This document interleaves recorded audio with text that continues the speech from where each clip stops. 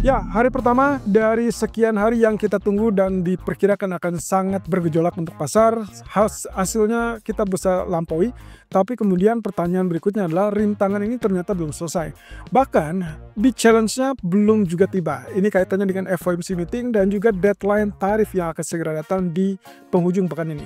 Oke, kira-kira apa yang akan kita telusuri lebih lanjut terkait dengan dampak ataupun bahkan sentimen marketnya. Ini dia ulasannya. So, faktor penggerak market ada 3 kali ini, yaitu pertama dari deadline 1 Agustus, tentunya yang membayar pasar saat ini cukup berimbang antara optimisme dan juga pesimisme. Ini optimisme terkait dengan kesepakatan dagang yang diraih atau dicapai.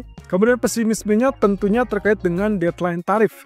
Kira-kira apakah mereka akan semulus itu atau justru akan terjadi rintangan yang lebih, bisa dibilang mungkin lebih menantang.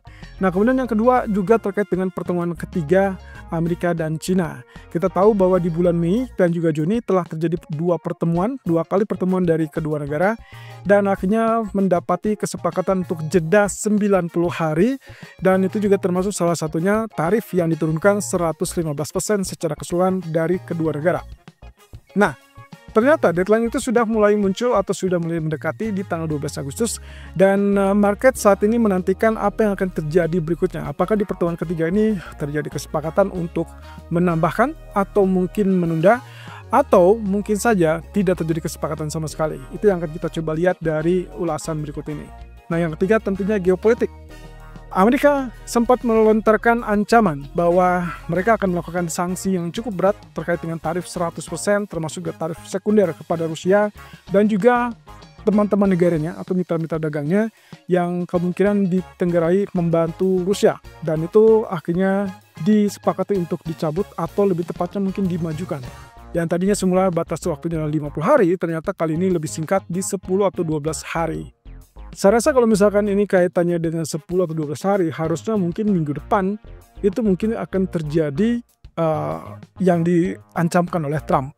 Dan ini kaitannya dengan tarif 100% tersebut, termasuk tarif sekunder. Nah, permasalahannya adalah sampai saat ini kita tidak melihat ada reaksi ataupun respon dari Vladimir Putin.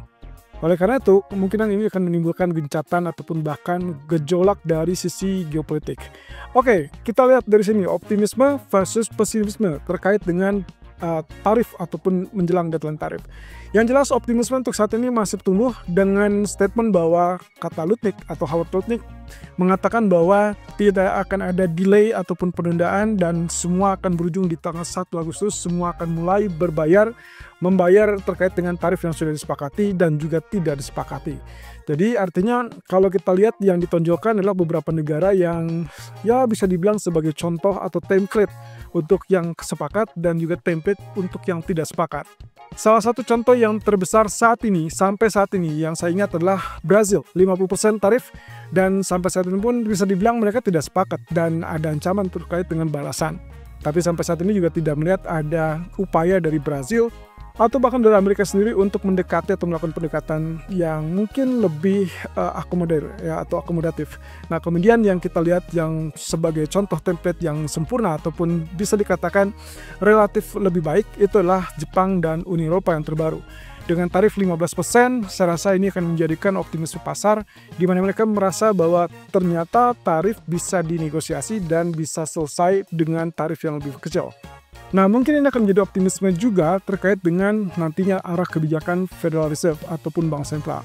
Karena dengan kondisi bahwa tarif itu relatif lebih mudah atau lebih murah, maka yang hampir bisa dipastikan adalah masalah gangguan inflasi yang mungkin tidak akan semenakutkan yang dikhawatirkan sebelumnya. Nah, tapi mungkin saja ini akan berubah menjadi pesimis. Kalau misalkan ternyata menjelang deadline, banyak pertanyaan yang bergulir di situ adalah kaitannya dengan seberapa besar yang dieksekusi. Apakah ini sebetulnya akan terjadi realisasi dari kesepakatan tersebut?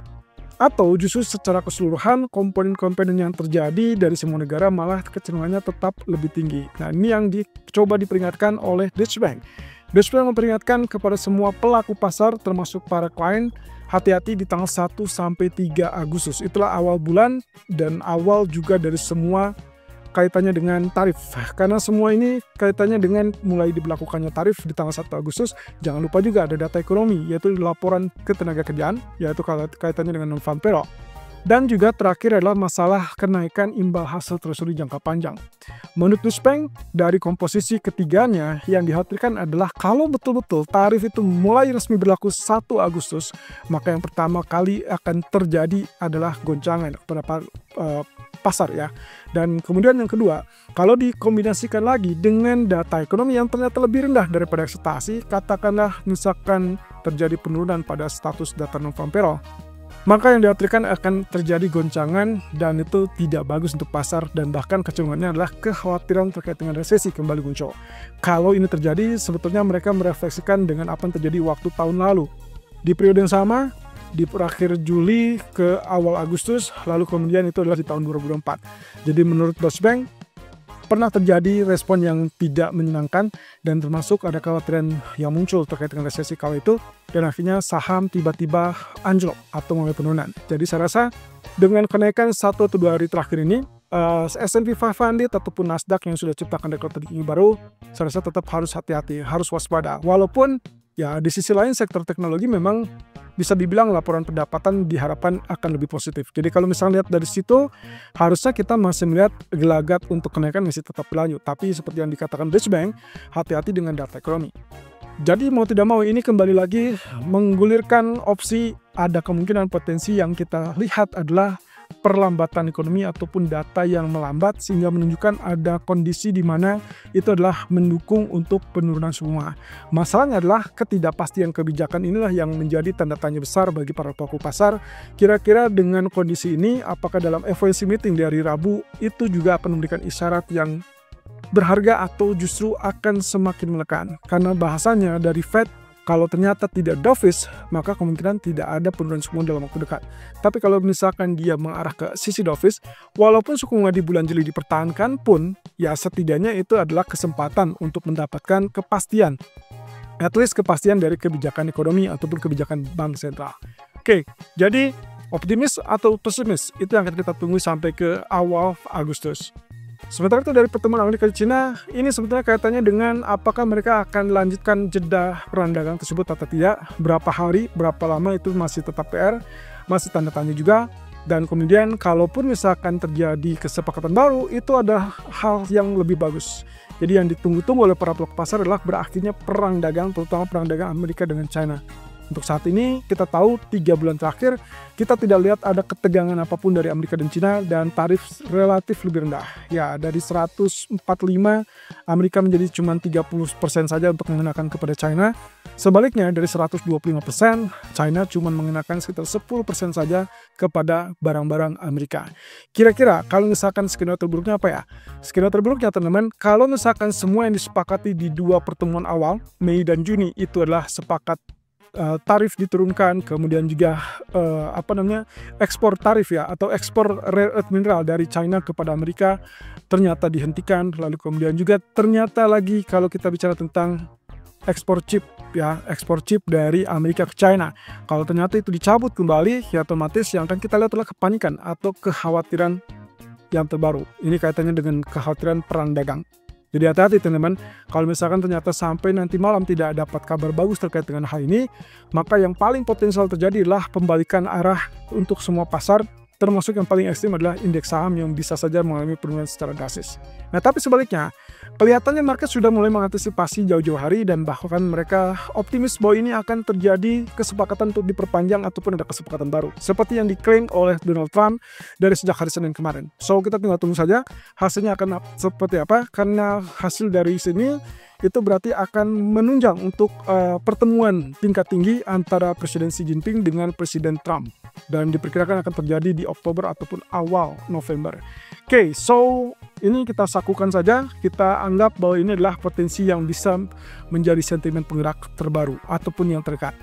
Harapannya kalau memang sudah diantisipasi, berarti dampak berikutnya sudah diredam dan berarti otomatis tinggal beralih kepada data ekonomi. Nah di sisi lain ada kekhawatiran masalah geopolitik ya. Tadi kita sudah singgung di awal bahwa ada ancaman dari Trump terhadap Rusia yang ternyata hampir bisa dipastikan Putin tidak peduli, ya tidak ada respon, tidak ada reaksi apapun, tidak takut sedikit pun. Nah ini yang jadi permasalahan. Kalaupun Trump ternyata memperbaharui deadline tersebut dari 50 hari menjadi 10 atau 12 hari, Saya rasa yang paling penting adalah bagaimana reaksi dari Putin ataupun Rusia. Kalau tidak ada respon atau reaksi sama sekali, yang menjadi pertanyaan berikutnya adalah bergulir kepada Trump. Apakah Trump berani untuk menekan Putin ataupun Rusia? Karena kita tahu kalau misalkan ternyata semakin ditekan Rusia, maka mereka pun akan semakin melakukan perlawanan. Cukup menarik. Kalau ini terjadi, berarti akan ada ketegangan baru dari geopolitik. Itulah sebabnya ini adalah menjadi salah satu faktor yang mungkin menunjang untuk ke depan terkait dengan ketidakpastian dari sisi geopolitik yang kemungkinan akan memicu kenaikan dari pasar minyak ataupun bahkan pasar emas sebagai safe haven kembali. So, jangan lewatkan, ini pasti akan ada sesuatu yang kita tunggu, tapi karena 10 atau 12 hari, saya perkirakan berarti dampaknya mungkin di akhir pekan nanti akan kelihatan. Apakah ada reaksi ataupun respon dari Vladimir Putin atau tidak. Oke, ekonomi kalender untuk hari ini, selain data-data yang mungkin sangat dinantikan besok, tapi kita juga harus lihat dari data penunjang terlebih dulu, yaitu data Dodge Job Openings. Kelihatannya data kali ini diperkirakan turun 7,49 juta dari 7,7 juta. Jadi kalau datanya relatif lebih lemah daripada ekspektasi, berarti dolar akan kembali turun. Emas punya kesempatan untuk rebound. Hati-hati dengan pasar saham kemungkinan koreksi. Kemudian CB Consumer Confidence juga sama, kalau misalkan datanya relatif lebih tinggi, oke, emas sebaliknya dia akan mulai penurunan, tapi kalau lebih rendah dari ekspektasi, tentunya itu akan menyebabkan mendorong kembali harga emas rebound di malam hari. Jadi pada dasarnya kalaupun secara teknis di pagi hari kemungkinan turun untuk emas dan dolar menguat, maka sebaliknya di malam hari hati-hati dengan pembalikan atau potensi pembalikan. Ya, akhirnya minggu ini kita kembali ingatkan FOMC, BOJ meeting, dan beberapa data lainnya termasuk data terkait dengan non-farm payroll di hari Jumat, termasuk juga deadline tarif yang bersamaan di tanggal 1 Agustus.